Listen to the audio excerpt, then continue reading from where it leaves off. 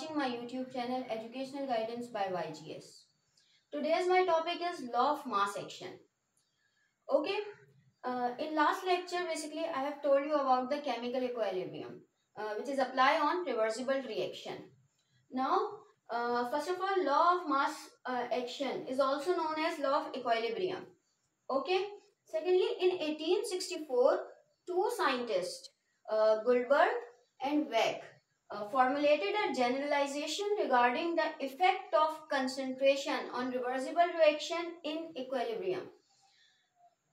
Concentration of reactants and products, basically इस law का जो मकसद था वो ये था कि इफेक्ट ऑफ कंसंट्रेशन के इंक्रीज या डिक्रीज होने पर क्या इक्विलिब्रियम पर जो है वो इफेक्ट होता है, इस चीज को जो है वो ऑब्जर्व किया गया था टू साइंटिस्ट की तरफ से, गुल्डबर्ग एंड वेक.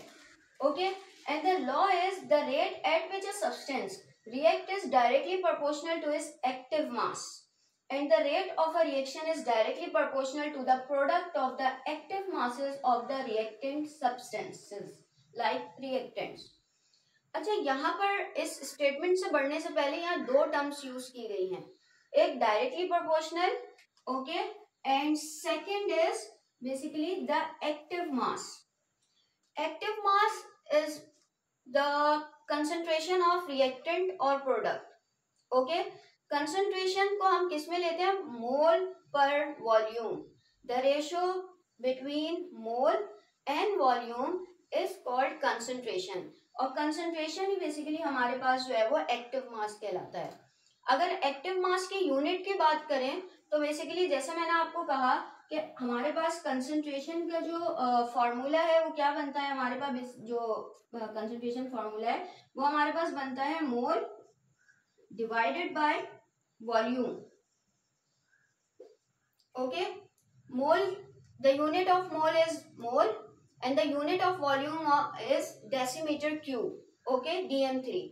तो यहाँ पर हमारे पास जो यूनिट यूज होती हैं वो यूज होती है मोल पर dm3, या हम इसको मोल डॉट dm माइनस क्यूब के हिसाब से जो है वो लेते हैं, decimetre cube. Okay, so basically directly proportional is the relationship between any two quantities in which one quantity increase, so automatically the second quantity is also increase. Okay, so यहाँ पर बात हो रही है a substance react is directly proportional to its active mass, यानी कि जो substance react कर रहा है वो डायरेक्टली प्रोपोर्शनल है किस चीज के, उसके एक्टिव मास के, उसकी कंसंट्रेशन के. ठीक है, यानी कि स्पीड, किसी भी रिएक्शन की स्पीड वो हमारे पास डायरेक्टली प्रोपोर्शनल है उसकी कंसंट्रेशन के. ठीक है, and the rate of a reaction, जो हमारे पास रिएक्शन का रेट है, जो रिएक्शन की स्पीड है, ठीक है, वो भी हमारे पास डायरेक्टली प्रोपोर्शनल है to the active masses of the reactant substance. ठीक है, यानी कि हमारे पास वो भी डायरेक्टली प्रोपोर्शनल है किस चीज के, रिएक्टेंट की कंसंट्रेशन के या रिएक्टेंट के एक्टिव मासेस के. इसका मतलब ये है कि अगर हमारे पास कंसंट्रेशन इंक्रीज होगी तो हमारे पास रेट खुद ब खुद इंक्रीज हो जाएगा. इसी तरह अगर हमारे पास कंसंट्रेशन डिक्रीज की जाएगी तो रेट ऑफ रिएक्शन भी हमारे पास डिक्रीज हो जाएगा, कम हो जाएगा. ठीक है, this is basically the statement of this chemical reaction, statement of law of mass action. Okay, now moving to the derivation. Look at this, let us consider an equation. अच्छा, यहाँ पर एग्जाम्पल के तौर पर जो है वो एक इक्वेशन लिखी गई है. ठीक है, हम इसको एक नॉर्मल इक्वेशन पर भी अप्लाई कर सकते हैं जो मैं फर्दर लेक्चर में जो है वो शो कर दूंगी. फिलहाल यहाँ पर जो है वो हमारे पास है एक, फॉर एग्जाम्पल यहाँ पर ए जो है वो हमारे पास कोई भी केमिकल सब्सटेंस है और स्मॉल लेटर्स जो बेसिकली रिप्रेजेंट किया वो कोफिशिएंट है.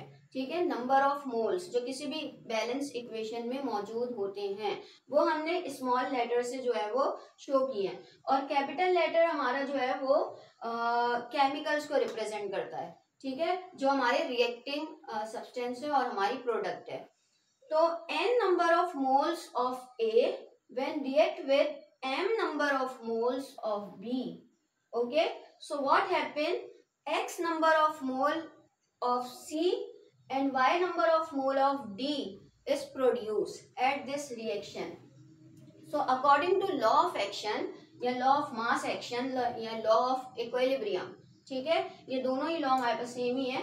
रेट ऑफ फॉरवर्ड रिएक्शन हमने बात की है, it is directly proportional, so the sign of the directly proportional is that rate और small f represent the forward reaction, okay. So rate of forward reaction is directly proportional to the chemical A and the chemical B और the substance A और substance B, okay. अच्छा, यहाँ पर active mass को जो show किया जाता है, एक और चीज बता दूं, वो हमारे पास जो कंसंट्रेशन शो होती है वो ब्रैकेट के अंदर होती है। बेसिकली इस तरीके से हम ब्रैकेट शो करते हैं अपना एक्टिव मास या कंसंट्रेशन को शो करने के लिए, ठीक है। अच्छा, यहाँ पर हमारे पास बेसिकली नंबर ऑफ मोल्स यानी कि जो भी इक्वेशन की कोफिशिएंट होती है वो हमारे पास एज अ पावर किसी भी सब्सटेंस के यानी ब्रैकेट के ऊपर चली जाती है एज अ पावर, ओके। तो यहाँ पर हमारे पास कोफिशिएंट n है, तो हमने n को a की पावर जो है वो शो कर दिया है, और b जो हमारा सब्सटेंस है उसका जो नंबर ऑफ मोल्स है वो है m, ओके। सो बेसिकली ये इस तरीके से हम ये रेट एक्सप्रेशन जो है वो लिखते हैं। अच्छा, यहाँ पर आपको बताइए डायरेक्टली प्रोपोर्शनल का साइन ज्यादा टाइम तक नहीं रहता, हम इज इक्वल टू का साइन लगाते हैं और इज इक्वल टू का साइन लगाने के बाद हम कोई कांस्टेंट यूज करते हैं। तो यहाँ पर हम क्या करेंगे, R F is equal to का साइन लगाया और के एफ यहाँ पर क्या है, K F rate constant of forward reaction, forward reaction का रेट कांस्टेंट है हमारे पास के एफ, वो लगा के बाकी इक्वेशन हम एज इट इज उतार देते हैं, ठीक है। फिर हम बढ़ते हैं अपने रिवर्स रिएक्शन की तरफ। रिवर्स रिएक्शन में भी हमारे पास यही होता है कि R directly proportional to the concentration active masses और कंसंट्रेशन ऑफ अवर प्रोडक्ट्स, ठीक है।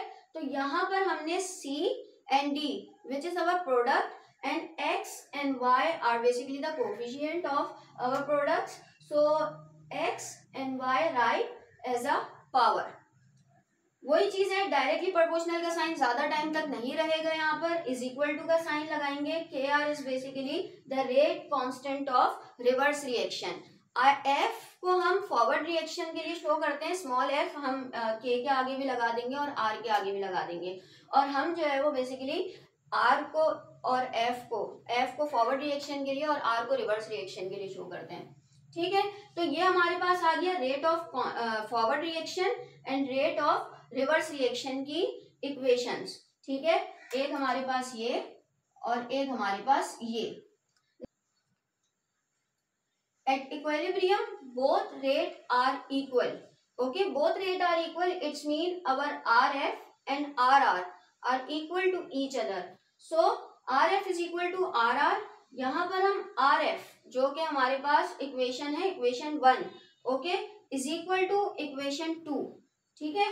अब क्या होगा, अब यहाँ पर क्रॉस मल्टीप्लीकेशन करेंगे, ये हमारे पास दोनों के एफ और के आर, आपको पता है इज इक्वल टू के इस तरफ कोई वैल्यू अगर मल्टीप्लाई हो रही हो तो इज इक्वल टू के दूसरी तरफ आकर वो वैल्यू डिवाइड होती है। तो जब के एफ इज इक्वल टू के इस तरफ आएगा, सॉरी के आर जब इज इक्वल टू के इस तरफ आएगा, ठीक है, तो हमारे पास ये नीचे चला जाएगा के एफ के, ठीक है। तो K F divided by K R. In the same way यहाँ पर इस तरफ अब सी और डी बचे, ठीक है। तो A और B mean the active mass of A and the active mass of B जब इज इक्वल टू के दूसरी तरफ जाएगा तो बेसिकली ये हमारे पास जो है वो प्रोडक्ट की कंसंट्रेशन से डिवाइड होगा। अच्छा, यहाँ पर एक और बात बताती चलूं कि rate of forward reaction and rate of reverse reaction का जो हमारे पास रेशियो है वो बराबर होता है किस चीज के, KC के, okay. The ratio between KF and KR mean rate of forward reaction and rate of reverse reaction is equal to KC. KC is basically the equilibrium constant. ये हमारे पास equilibrium constant है, okay? So in the same way इसकी बजाय अगर हम KC लिख दें तो बात एक ही होगी, KC is equal to the basic KC is equal to the active mass of C and the active mass of D and divided by active mass of A and active mass of B. In short, अगर मैं इस equation को इस तरह भी कह दूं, C और D मेरे प्रोडक्ट्स हैं और A और B मेरे reactant, okay. So KC is equal to active mass of product divided by the active mass of reactant. This is also called as rate expression. Okay, rate expression भी कहा जाता है, किसी भी इक्वेशन का निकाला जा सकता है।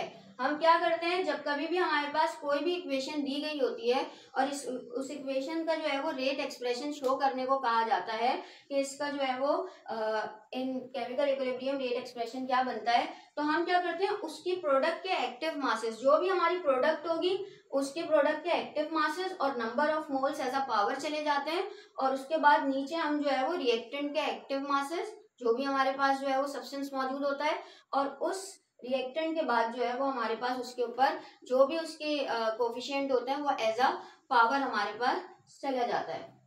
Okay, this is all about law of mass action and it's derivation. Thank you. इस टॉपिक से रिलेटेड कोई भी क्यूरी आपके पास हो तो आप हमें वो कमेंट के जरिए बता सकते हैं, ताकि आपकी वो क्यूरी भी दूर की जा सके। इसके अलावा हमारी वीडियो को लाइक कीजिए, कमेंट कीजिए एंड सब्सक्राइब कीजिए हमारे चैनल को, और बेल आइकन को साथ में ज़रूर प्रेस कर दीजिएगा ताकि आगे आने वाली मज़ीद इन्फॉर्मेटिव वीडियोस आपको मिल सके।